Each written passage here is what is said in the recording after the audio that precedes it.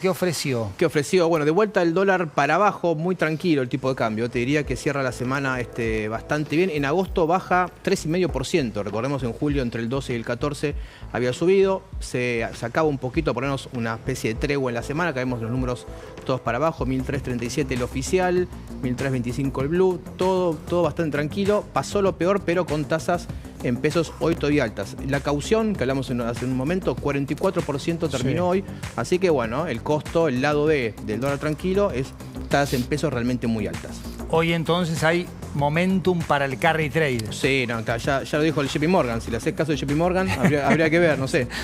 Ya lo dijo, lo publicó, lo anunció y mucha gente está empezando a hacer eso, por lo menos a este nivel de precios, sabiendo que el techo de la banda estaba ahí nomás. Bueno, la tasa en pesos todavía te paga un poco más que apostar a suba el dólar. Sumamos a Federico González Rouco, economista, especialista en mercado inmobiliario también. Hola Federico, ¿cómo va todo?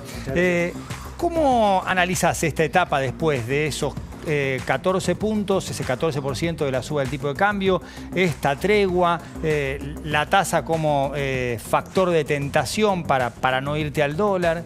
Creo que lo que estamos viendo es que después de mucho tiempo de estabilidad, ahora el dólar flota, eso es cierto, y no estábamos acostumbrados o nos desacostumbramos en este año y monedas. Y creo que lo que está pasando, o sea, obviamente está la tentación siempre de buscar, bueno, cuál es el gatillo que generó todo esto. Claro. Y creo que hay algo estructural, que es que el dólar a 1.200, 1.100 y pico no tenía mucho recorrido para adelante. En algún momento iba a pasar esto. Claro. Puede pasar ahora, justo ahora se da, no sé, uno puede pensar en tema de las LEFIs, que es todo este cambio de la política monetaria y sí, de cómo funciona el central con el tesoro. Pero también está el adelantamiento de la cosecha, o sea, de la liquidación de la cosecha, a cercanía a las elecciones, no sé. O es una combinación de todas, es difícil saberlo. Creo que lo importante es que si el dólar hubiera estado a, no sé, 1.800 hace 2 meses, no hubiera pasado nada, pero obviamente el dólar ya venía atrasado. Entonces creo que lo que estamos viendo ahora es una corrección sana, no caótica y no dramática. Te iba a preguntar, ¿esto es un dólar más apacible, más competitivo para la Argentina? Sí, sin embargo, el costo que mencionaban recién de las tasas, creo que también muestra algo de que este dólar, si bien es más, creo que más correcto a mediano plazo, tiene igual una necesidad de estar un poco encorsetado por tasas. Y esas tasas, si bien se gana competitividad por el lado cambiario, esas tasas también son un costo. Y empiezan a ser un problema para algunos sectores. Ya se empieza a ver desaceleración del crédito en varios de los tramos, ya sea para empresas o para familias, aumento de la mora. Empieza a haber como alguna tensión, como si el gobierno tuviera que estar pensando entre elegir actividad o estabilización. Claro, y al menos en el corto plazo. Digo, claro, si no tenés las tasas al 40, 50, 60, el tipo de cambio se puede ir tranquilamente al techo, quizás, no lo sabemos. Pero si el gobierno bajara las tasas, es otra película, ¿no? Exacto, pero eso es lo que demuestra, o sea, esa necesidad de balancearlas. Tampoco sabemos si hay un valor, digamos, que está en equilibrio porque tenés tasas en pesos muy altas.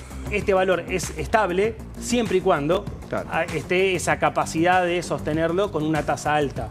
O sea, entonces, hoy las tasas es como el flota-flota del dólar en algún punto. Es lo que lo está sosteniendo dentro de estos niveles, que de cualquier manera es... siempre está bueno esto, ¿no? Darle un poco de perspectiva. No estamos hablando de una diferencia de 70 pesos, 1.300. Salgamos un poquito. Claro. Estamos como, si miramos la panorámica de últimos 4 años, nada, las variaciones están siendo muy chiquitas, por suerte. Digo, ojalá nos acostumbremos a estas volatilidades. ¿Y te preocupa más la tasa alta que el tipo de cambio? ¿Cómo salís de ese pantano de tener que usar la tasa como para que por lo menos no asumas el riesgo de que el dólar perfore el techo de la frazada corta, te pueden decir? Sí, no, que creo que también hay algo... hace un rato hablaban de la diferencia con 2017. Creo que una de las principales diferencias que explica parte de esto es que hoy el Banco Central no tiene reservas. O sea, hoy el Banco Central, si bien tiene poder de fuego, tiene liquidez, en términos del patrimonio del balance, es un Banco Central que está débil todavía. A diferencia de lo que fue 2017. ¿A qué voy con esto? Los fundamentos macros son muy importantes, uno puede hablar del tema fiscal o tema monetario, pero después es un tema de confianza. Y obviamente las elecciones generan incertidumbre cuando aparte empieza a estar esto de esta necesidad o esta decisión del gobierno que parece que es válida y que es lógica entre elegir en el corto plazo estabilidad o actividad.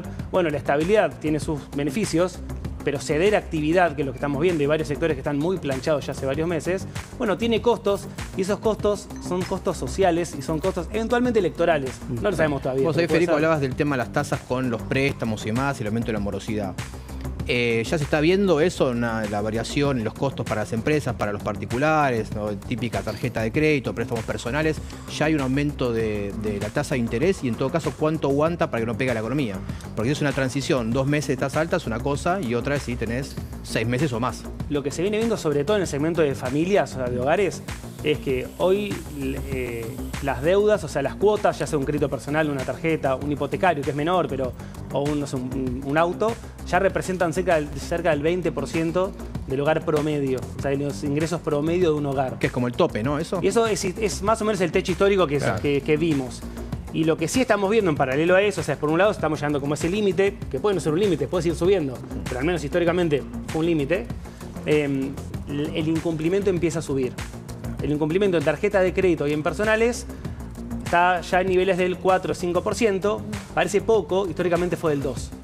Claro, Entonces es como una duplicó. alerta más. En empresas todavía no se ve, pero también es cierto que las tasas de interés a empresas empiezan a trasladarse ahora. Estas tasas de adelantos, de descuento de cheques, etcétera, empiezan a verse ahora. Entonces, ¿Desde cuándo obviamente, no empezó vamos a a ver pasar un esto? momento. ¿Desde cuándo empezó a pasar esto? El aumento de la morosidad en familias hará 2 o 3 meses, y esto de empresas está pasando ahora. Esto estamos hablando sobre todo 2 o 3 semanas. El impacto de eso lo vamos a ver recién en unas semanas, pero sí creo que estamos en un momento en el que la economía, por diseño, o sea, no por un efecto colateral, sino por diseño, es una economía con poca liquidez. Y ese quizás es uno también de los temas a resolver. Sin liquidez es muy difícil que el crédito siga creciendo. Claro. El crédito creció muchísimo con respecto al año pasado, pero porque Argentina hace 2 años era una economía sin crédito virtualmente. Claro. Entonces, de la nada a algo, creces rapidísimo. De algo a algo en serio, tardas más. Hay un obviamente. tema, Federico, perdón, Juan. dale, No, María. gracias, Juan. Bien, básicamente eso. Pues lo que nos dedicamos a esto, tuvimos que aprender que la inflación es siempre y en todo momento un tema monetario. un fenómeno ¿no? monetario. Lo tuvimos que aprender, ¿no? Ya tenemos siempre lo tenemos ahí en la computadora, ¿no? Dice Ahora, Milei, otro dirá que no tan así. otros depende, dirían que no tan Depende así, a quién- pero a quién por lo le menos si preguntás. hay algo que Milei ¿Con qué por lo librito menos de economía? Claro, efectivamente. Bueno, Obvio. también es cierto que está el tema de los traslados, ¿no? A los precios. Hoy hablábamos, por ejemplo, a la mañana con los almaceneros y también con los supermercados que no están convalidando precios de los fabricantes. Y cuando ustedes hablan de que el dólar puede llegar al techo, eso se traslada directamente a los precios, porque hoy estamos viendo ajustes del 8 al 12% en algunos productos. Sí, posiblemente se vaya a trasladar algo. Yo no imagino que el traslado va a ser total, ni mucho menos. Los traslados en general no son totales. Claro. En general, a ver, lo que decía antes, esto creo que es una corrección sana del tipo de cambio. Para mostrar una no sana, agosto 2023 fue una corrección que automáticamente todos sabemos que, bueno, sube el tipo de cambio, no pasa nada más. Entonces, devaluar por devaluar no genera nada. Acá creo que es dentro de un plan en el cual hay ciertas consistencias más relevantes. Entonces, puede ser que la inflación, en vez de venir al 1,5, bueno, hagamos una inflación de, no sé, 2 y pico, como fue la de la Ciudad de Buenos Aires, 2,5. Esto fue un traslado y sí, aumentó un poco, pero la verdad que creo que el impacto de eso es marginal. Federico, muchísimas gracias. Un Muchas placer gracias. haberte tenido aquí en el programa. Julita Nassau, Netanyahu arriesga